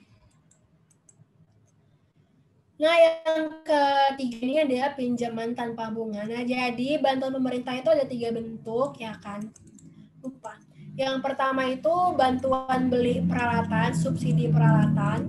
Yang kedua bantuan tunai. Yang ketiga pinjaman tanpa bunga. Nah, ini. Untuk meningkatkan pembangunan ramah lingkungan, Pemkot ABC meminta PT CDE untuk membangun pabrik ramah lingkungan. Untuk mendukung pembangunan tersebut, Pemkot ABC memberikan pinjaman tunai bebas bunga kepada perusahaan senilai 50M dengan jangka waktu 10 tahun. Dengan syarat PT CDE mempekerjakan 100 orang warga kota ABC. Untuk pinjaman sejenis, tingkat suku bunga pasar adalah 9%. Nah, ini kan berarti dapat pinjaman ya, pinjamannya itu 10 tahun. Nah, jadi konsep dari segala pinjaman itu apa? Kalau pinjamannya lebih dari setahun, mesti cari present value. Kalau dia setahun doang, nggak usah cari present value. Karena ini 10 tahun, berarti kan lebih dari setahun ya, maka harus cari present value. Carilah present value-nya. Nah, rumusnya itu gimana? Rumusnya itu berarti ini itu kan dia bebas bunga. Bebas bunga berarti apa? Zero interest bearing lah ya kan. Berarti jurnalnya itu tadi itu aku ada buat di slide sebelumnya itu yang rumusnya itu 1 tambah I pangkat N min N. Nah, karena ini tuh kan kita mesti bayarnya sekali doang pas di akhir periode ya, di akhir ke tahun ke-10, bayar langsung semuanya 50M, nggak dicicil. Nah, berarti ini yang namanya PF biasa ya kan. Kalau misalnya bayar dicicil, baru pakai annuity. Karena ini nggak dicicil, maka pakai PF biasa. Rumusnya itu 1 tambah I pangkat min N. Berarti I-nya itu kan 9%, berarti 1 tambah 9% pangkat min 10. Dapatlah itu dia totalnya adalah 21 miliar. Buat jurnalnya, cash 50M, NP 21 miliar. Nah, selisihnya apa? Selisihnya namanya deferred grand revenue, 28 miliar. Nah, ini tuh mesti kita amortisasi seluruhnya. Ini tuh mirip juga sama yang tadi. Ini interest expense berarti CV dikali, ini ya D. D dikali 9%. Nah, berarti ini 21M dikali 9% dapat 1,9M. Cash paid-nya ada apa enggak? Enggak lah ya kan. Kenapa enggak ada? Karena bebas bunga gitu. Jadi amortisasinya berapa ya? 1,9M itu. CV-nya bertambah atau berkurang? Bertambah dong, karena kita mau pas di akhir tahun ke-10 nanti jumlahnya itu ke nilai 50 miliar. Jadi dan seterusnya. Kalau tahun terakhir gimana? Berarti dari 45M dikali 9%, bunganya 4 miliar. Amortisasi 4 miliar ya kan. CV-nya berarti 45,8 tambah 4,1, dapatlah 50M.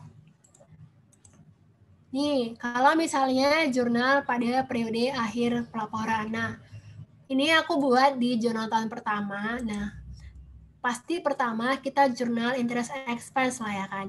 Interest expense pada NP, ini tuh dia yang amor dari tabel tadi. Yang ini nih, 1,9. Interest expense pada NP. Terus habis itu kita akuin juga si deferred grand revenue-nya, tinggal dibalik aja. Deferred grant revenue pada grant revenue sama nilainya gitu dengan yang ini sama. Nah, jadi meskipun kita nggak ada bayar bunga, tetap ada journal interest expense. Nah, namun kan nggak ada kas yang dibayarkan gitu.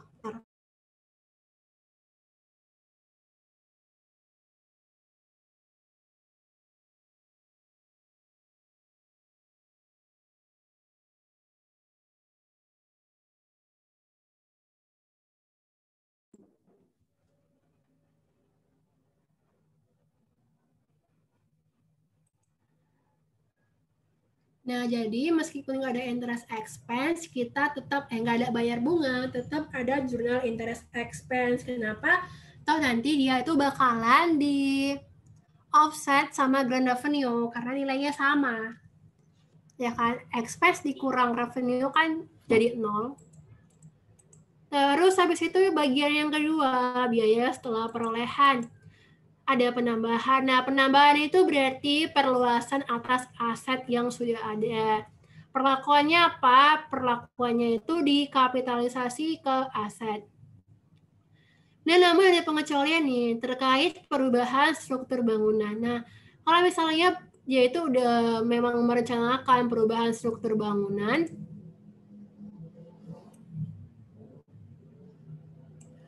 oh iya.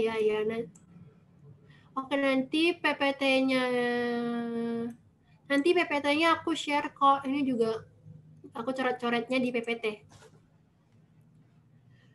Oke, ini yang selanjutnya ini ada penambahan. Nah, jadi penambahan itu perluasan ya kan. Tapi kalau misalnya yang perubahan struktur bangunan itu dia ada dua perlakuan. Yang pertama telah direncanakan. Maksudnya apa nih? Nah, misalkan ini tahun 2020 kita berencana mau memperlebar bangunan kita di tahun 2021.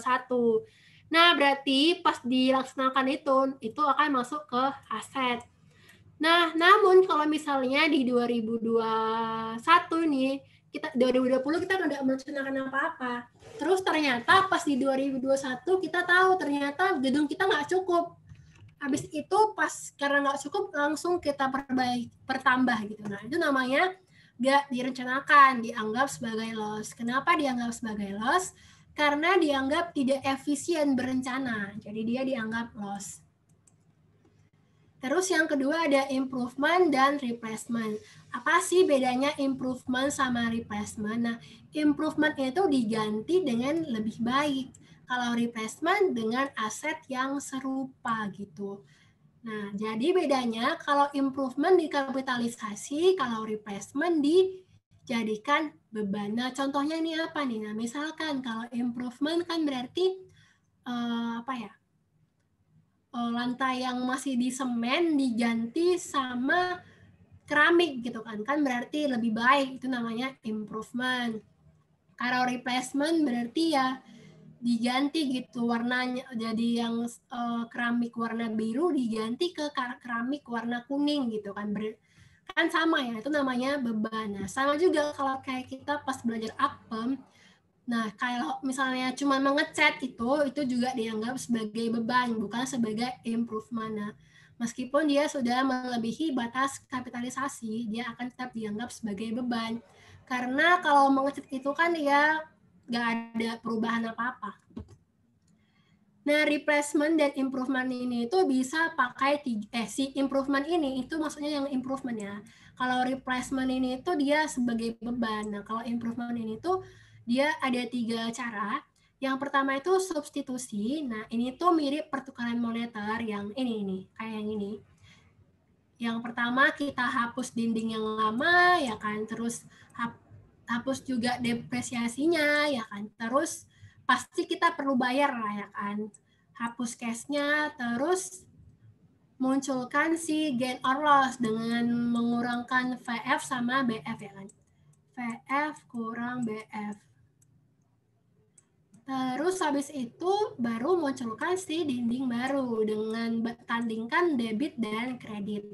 Terus yang kedua ini kapitalisasi harga perolehan. Nah, ini tuh misalnya gini, kita itu ganti dinding kayu dengan dinding batu bata ya kan. Nah, awalnya kan berarti asetnya 10 ditambah sama batu bata 20, jadinya nilai dindingnya itu 30 juta. Nah, gitu.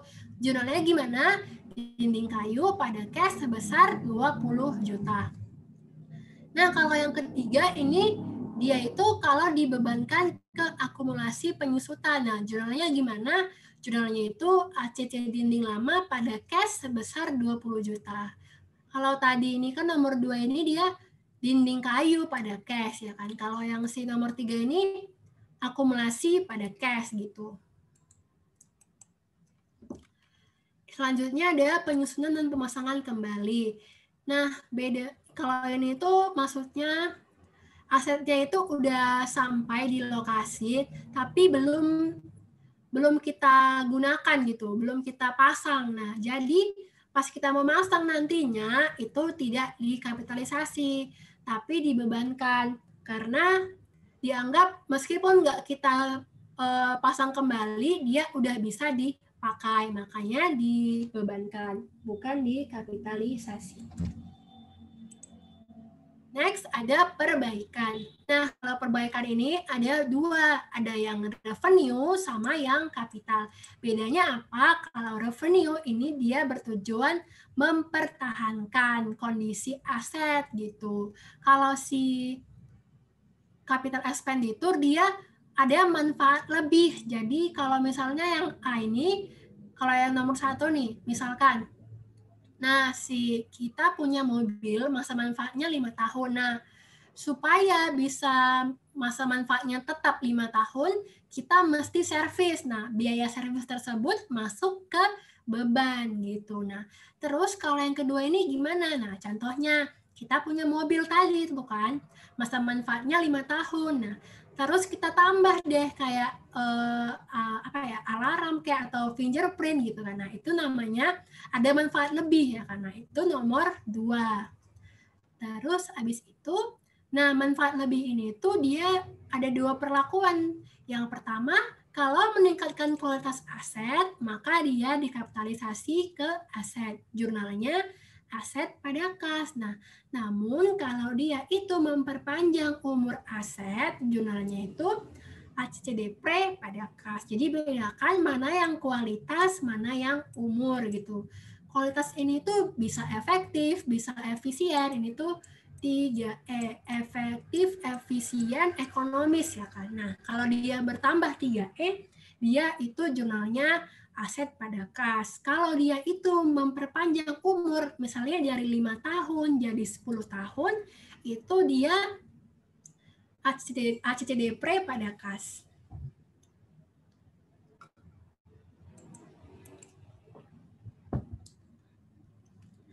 Nah, ini ada contoh, ini tuh dari Keso. Ini tentukan mana yang kapitalisasi, mana yang expense ya kan. Nah, ini improvement, tadi improvement kapitalisasi ya, tadi itu udah ada juga di slide sebelumnya. Replacement of minor. Nah, berarti perbaikan kecil tadi itu di sini. Nah, kalau penggantian bagian kecil dia namanya revenue expenditure, dicatat sebagai beban, berarti dia expense. Nih, yang C, expenditure that increase useful life. Nah, berarti kalau increase pasti kapitalisasi. Yang D juga increase, berarti kapitalisasi. Yang E juga increase efficiency and effectiveness. Ini juga C, ordinary repairs. Nah, ini berarti perbaikan biasa. Perbaikan biasa apa? Si revenue expenditure sebagai beban, berarti expense. G. Yang G, improvement, menambah mesin kapasitasnya 30%. Namanya juga udah nambah, berarti C. Expenditure that increase quality, berarti kualitasnya bertambah, berarti dia si kapitalisasi. Nah, terus yang terakhir ini ada ini topik yang ketiga ya. Lupa aku buat itunya. Pelepasan aset tetap. Nah, ini tuh jadi aset tetap itu akan dihentikan pengakuannya kalau ada dua kondisi. Yang pertama kalau dilepaskan, yang kedua kalau nggak ada manfaat masa depan. Berarti kalau misalnya kita punya mobil gitu kan, ternyata nggak bisa dipakai lagi, udah rusak gitu. Jadi nggak ada masa manfaat lagi, nggak ada kegunaan, itu bisa kita hapuskan dari buku kita. Itu yang nomor 2. Nah, seperti yang kita tahu bahwa itu kan akan diakui kalau punya manfaat dan bisa diestimasi. Jadi manfaatnya nggak ada, jangan diakui. Terus yang kedua, ketika dilepaskan jangan lupa akui gain or loss. Nah, sebelum dilepaskan juga jangan lupa akui depresiasi ya. Nah, yang pertama, cara pelepasannya itu ada 2, secara dijual atau secara paksa. Dijual, jadi sebenarnya baik dijual maupun secara paksa tetap diakui gain or loss-nya gitu. Kalau dijual ini kan dia sadar gitu mau jual. Nah, sedangkan kalau secara paksa ini tuh misalnya kalau ada kebakaran, banjir, kan dia nggak bisa nggak bisa mikir, nggak bisa berharap gitu, atau nggak direncanakan lah pokoknya. Kalau yang secara paksa, terpaksa dia menghapus, kayak banjir kan terpaksa hilang. Nah, jurnalnya sama aja. Nah, kalau dijual berarti kan kita buat yang pasti-pasti dulu lah ya kan. Kalau dijual berarti asetnya udah nggak ada, kita hapus lah aset lama di kredit. Kalau dihapus aset lamanya, jangan lupa hapus depresiasi. Nah, kalau kita jual pasti dapat uang lah ya kan. Masa kita jual nggak dapat uang? Nih dia dapat cash ya kan. Nah, kalau udah kayak gitu, kita seimbangkan, dapatlah gain or loss-nya. Kalau loss di debit, kalau gain di kredit. Nah, kalau misalnya ini kita yang secara paksa nih ya. Nah, berarti kita hapuslah aset lamanya, terus kita hapus juga depresiasi, terus baru kita akui loss-nya. Kenapa semuanya loss ya? Karena nggak dapat apa-apa ya kan, nggak dapat cash, pastilah dia dapat loss gitu. Ini ada contohnya. Ini dari S1026. Nah, Mitsui punya mesin book value-nya 940.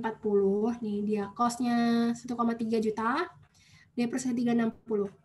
Nah, setiap tahun itu dia depresiasi 72.000. Nah, ini aku buat. Nah, sebelum jurnal transaksi, jangan lupa depresiasikan dulu aset sampai dengan tanggal transaksi. Nah, yang pertama nih,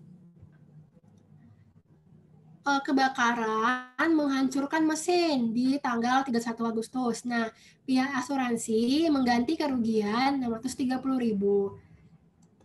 Nah, oke.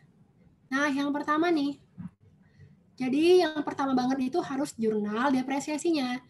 Kan ini tuh masih ini kan tuh tanggal 31 Des ya, 31 bulan 12, 19. Sementara kita sekarang itu di tanggal 31 bulan 8, 2020.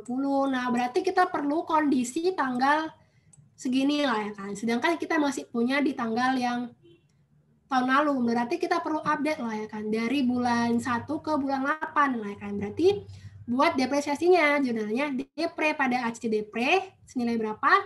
Nah, cari seperti biasa. Berarti ini kan depresiasinya kan 72.000 per tahun. Nah, ini kan untuk setahun. Berarti kita cuma perlu 8 bulan. Berarti 72.000 dikali 8 per 12. Dapatlah 48.000. Nah, berarti sekarang ininya berapa? Berarti ACC depre-nya 360 ditambah 48 ya kan. Berarti 408.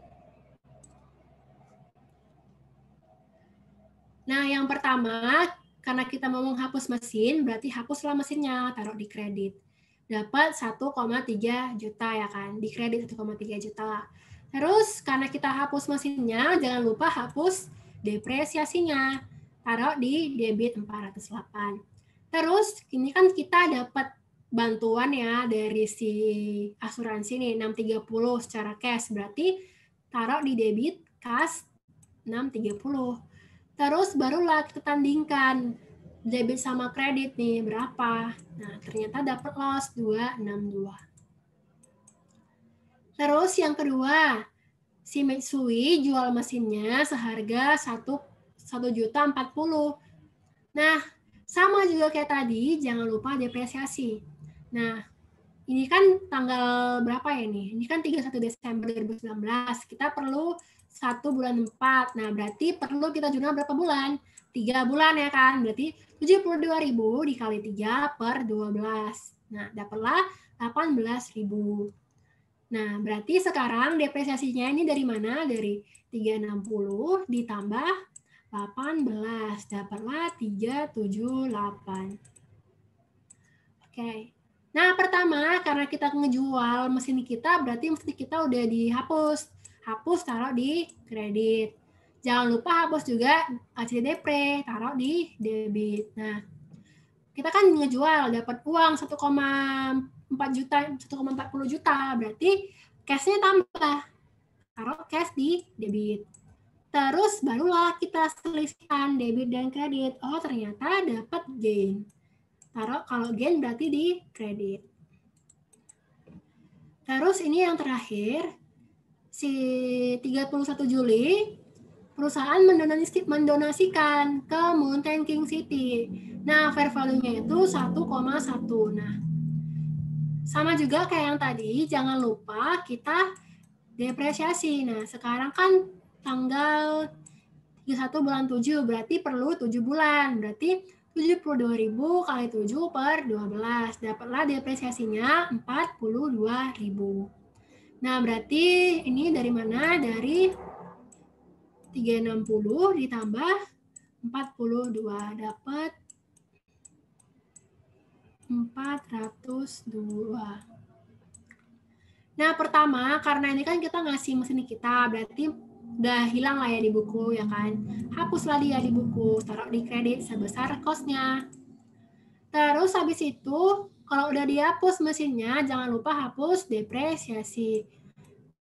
Nah, terus kalau udah dihapus depresiasi, nah karena ini kan kita nggak tahu ya expense-nya berapa. Nah, karena ada fair value gini, jangan lupa kita selisihkan ya kan. Fair value berapa, book value berapa supaya dapat gain or loss nih kan. G or L ini kan sama dengan fair value kurang BF. Nah, fair value-nya 1,1 ya kan. Book value-nya 898. Ini dari mana? Dari 1,1300 dikurang sama 402. Ini dikurang dapatlah 898. Nah, fair value-nya 1,1. Book value-nya 898. Berarti fair value-nya lebih besar. Berarti dia gain ya kan. Gain 202. Kalau gain berarti di kredit ya kan. Taruh gain di kredit. Dapat 202. Nah, karena ini kan kita mendonasikan nih. Berarti ini donasi, berarti expense. Contribution expense gitu. Atau donation expense ya, terserah lah. Social expense, gitu. Yang penting dia expense. Nah, ini tuh senilai berapa? Tinggal selisihkan debit dan kredit. Dapatlah 1,1 juta.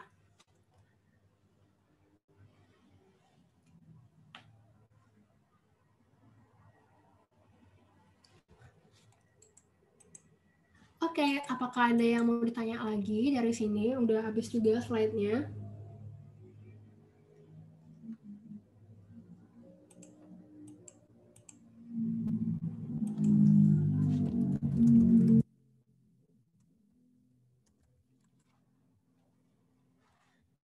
Nah, kalau nggak ada yang mau ditanya lagi, tentirnya udah selesai. Bentar ya, aku mau share dulu PPT-nya.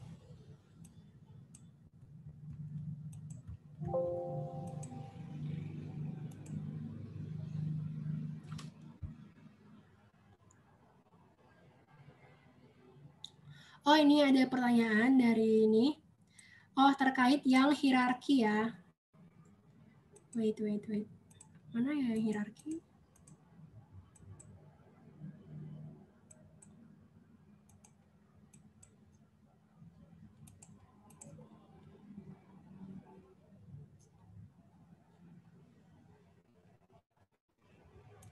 Nah, hierarki fair value-nya ini tuh dari ini ya, dari 1, 2, 3 ya. Dari yang pasar aktif, barang sejenis, baru ke appraisal value. Si pasar aktif ini yang paling tinggi derajatnya, baru ke yang appraisal value. Nah, ini tuh misalnya kalau misalnya dua-dua asetnya itu punya fair value gitu kan. Aset yang diserahkan yang diterima itu punya. Jadi kalau misalnya aset diserahkan sama aset diterima itu sama-sama punya fair value, kita perlu bandingkan. Nah, mereka si yang diterima itu masuk ke nomor berapa, si fair value yang diserahkan nomor berapa gitu. Nah, kalau misalnya tadi sahamnya dari yang nomor 1 gitu, dari pasar aktif, sedangkan yang diterima rumahnya itu dari nomor 2 dari barang sejenis gitu. Nah, berarti pakai nilai si saham dari yang pasar aktif gitu. Jadi ini tuh yang yang nomor 1 itu yang paling tinggi gitu. Tulis dulu deh. Bentar ya. Ini yang paling tinggi yang nomor 1 gitu. Yang paling tinggi derajatnya. Oke, apakah sudah? Ini dia filenya, bentar ya.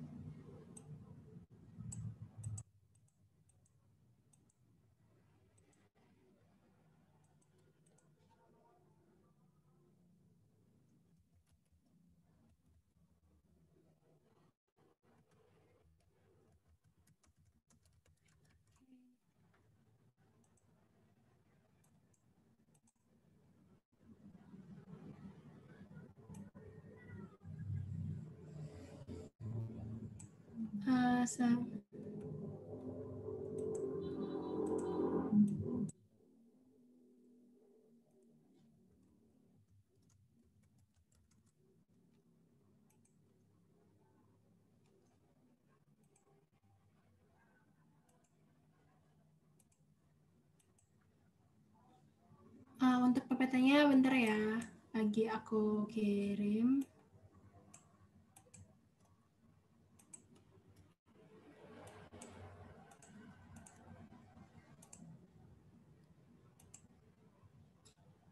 Ya.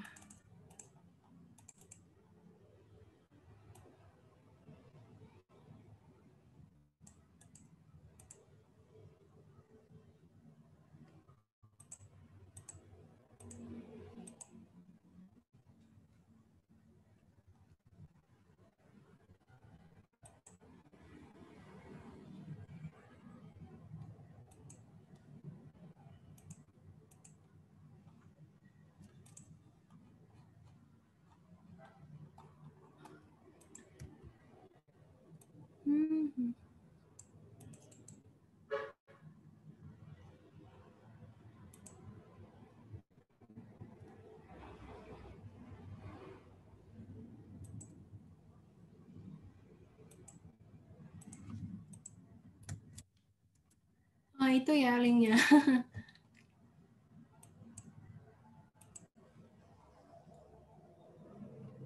Itu ya guys linknya. Nah, tentir kita sudah selesai. Nah, mengakhiri tentir hari ini. Mari kita berdoa menurut agama masing-masing. Berdoa dipersilahkan.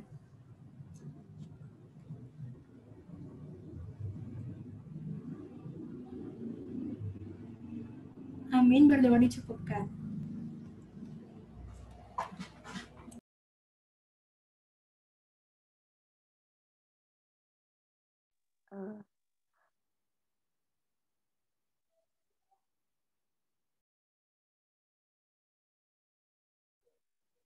Sekian tenca kita pada hari ini. Terima kasih yang telah bergabung dan terima kasih untuk Maesha yang telah membagikan ilmunya kepada kita. Sampai jumpa teman-teman.